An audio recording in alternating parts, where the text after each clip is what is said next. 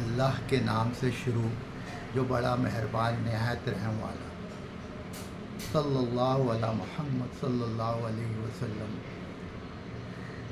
گزشتہ 10 سالوں سے حکومت نے ہمیں انگریزی میں جیسے کہتے ہیں آن دا ٹوز رکھا ہے، یعنی ہمیشہ ہمارے لیے کوئی نہ کوئی مسئلہ پیدا ہوتا گیا اور ہم ذہنی طور پر اس سے پریشان ہوتے رہے۔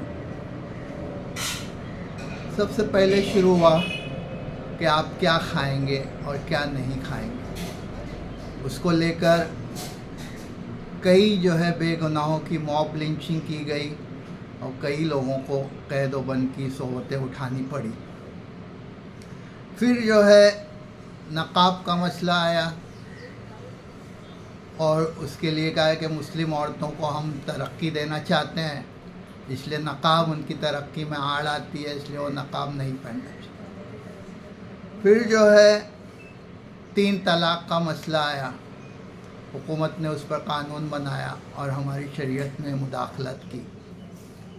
پھر CAA NRC پر کئی دنوں تک چرچائیں چلتی رہی، لوگوں نے احتجاج کیا اور مسلمان ذہنی کوفت میں رہا، ہر کوئی اپنے کاغذات درست کرنے لگا۔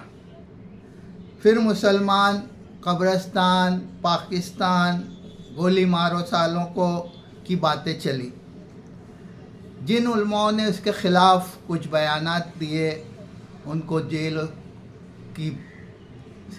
کی سلاخوں کے پیچھے ڈال دیا گیا اور ایسے ان کے اوپر چارج لگا دیے گئے کہ عدالت بھی انہیں ضمانت نہیں دے پا رہی تھی۔ پھر سپریم کورٹ نے بابری مسجد کے تنازع کا حل نکالا اور اکثریتی فرقے کو وہاں مندر تعمیر کرنے کی اجازت دے دی۔ مسلمانوں نے اس فیصلے کو بادل ناخواستہ قبول کر لیا۔ پھر ان کے حوصلے بلند ہونے لگے، انہوں نے مختلف مساجد پر اپنا دعویٰ پیش کرنا شروع کر دیا، جیسے گیان واپی مسجد ہے، اتر کاشی کی مسجد ہے۔ پھر بلڈوزر کلچر چلا گیا، مسلمانوں کی جائیداد، مسلمانوں کے گھروں کو بلڈوزر سے ختم کر دیا گیا۔ پھر آخر میں سب سے بڑھ کر ناموس رسالت پر حملے کیے گئے اور حکومت نے ان افراد کے خلاف کوئی ایکشن نہیں لیا۔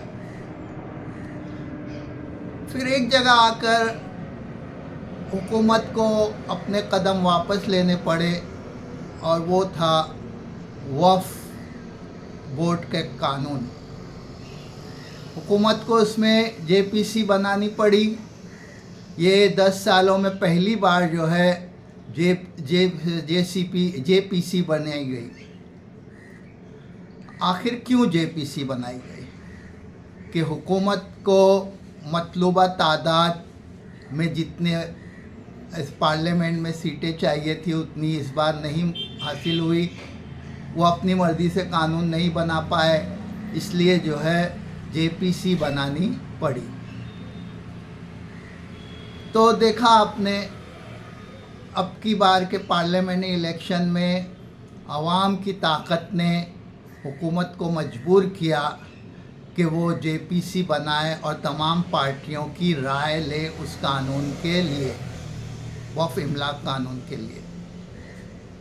تو یہ ہے ووٹ کی طاقت۔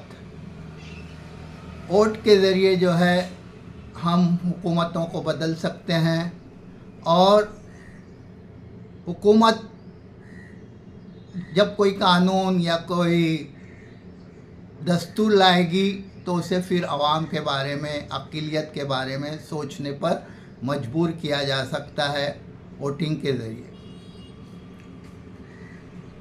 اب آگے اب تک اتنا جو کچھ ہمارے ساتھ ہوا،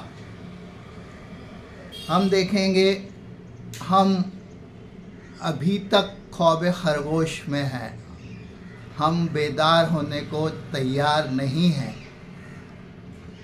اب کوئی بھی الیکشن آتا ہے تو مسلمانوں کا رویہ یہی ہوتا ہے کہ ووٹ ڈالنے سے کچھ نہیں ہوتا، میرے ایک ووٹ سے کیا ہوگا، حکومت کسی کی بھی آئے حالات جوں کہ تو رہیں گے، سب کے سب کرپٹ ہے،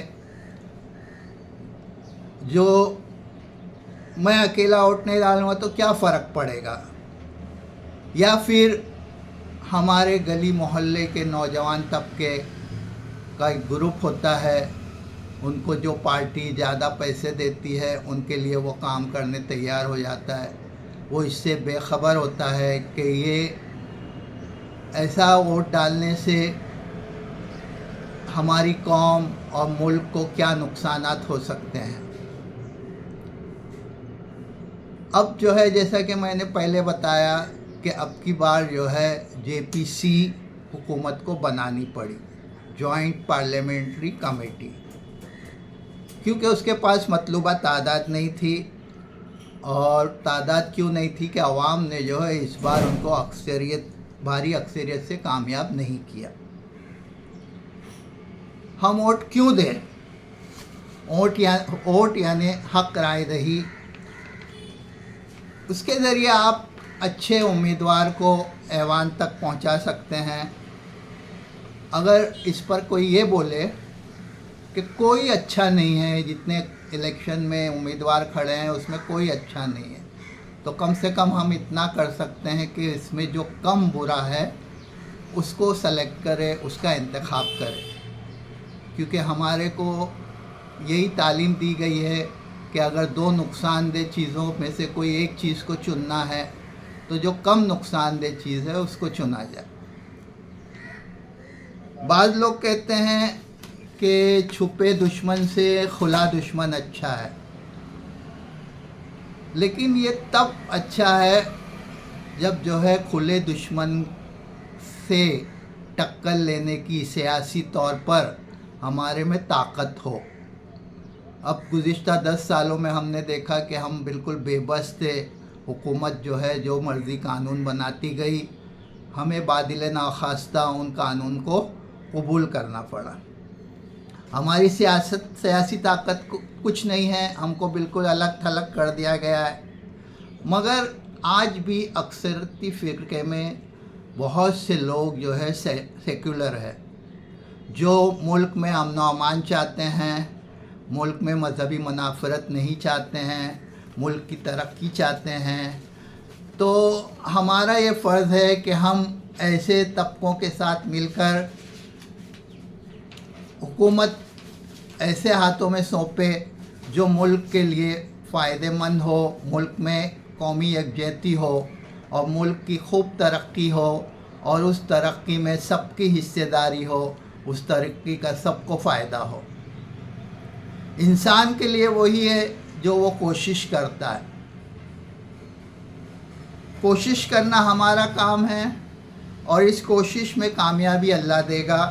اگر ناکامی بھی ہوئی تو ہماری کوشش پر انشاءاللہ ہمیں اجر ملے گا، اور دنیا تو مومن کے لیے آزمائش کی جگہ ہے۔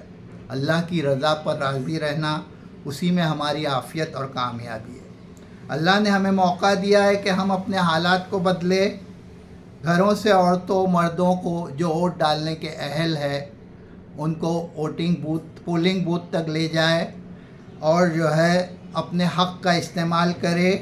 یاد رکھیں، ہر حق حاصل کرنے پر کچھ فرض بھی ہوتے ہیں۔